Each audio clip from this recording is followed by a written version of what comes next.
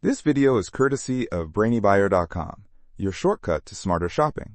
If these deep dive comparisons help you pick the perfect gear, show some love with a quick subscribe. So I'm looking at these two grills, the Nexgrill Deluxe 2-burner and the Weber Genesis E-415.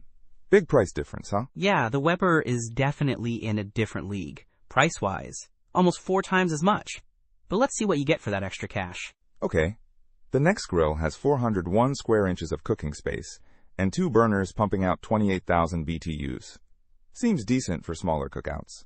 The Weber blows it out of the water with 994 square inches and 4 burners. It's built for serious grilling for a crowd.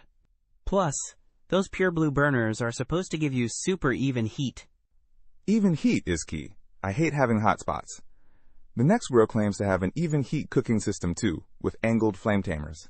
Right, but Weber's Flavorizer bars also vaporize drippings for extra flavor, and they help prevent flare-ups. Seems like a more sophisticated system.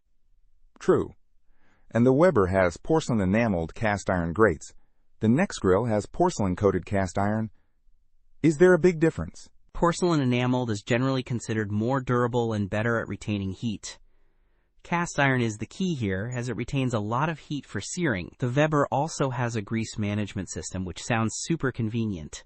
The Nexgrill has foldable side tables, which is nice for saving space. What about the Weber? It has side tables too, for prep, and it's compatible with their Weber crafted system, so you can get all sorts of accessories like pizza stones and griddles. Okay, that's fancy. The Nexgrill does have electric ignition, which is a must-have for me.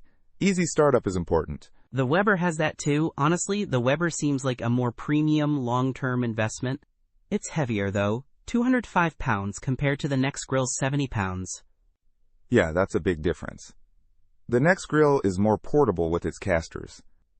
But the Weber, it has Amazon's Choice badge and a higher rating, 4.6 versus 4.3. Exactly. It really comes down to budget and how serious you are about grilling.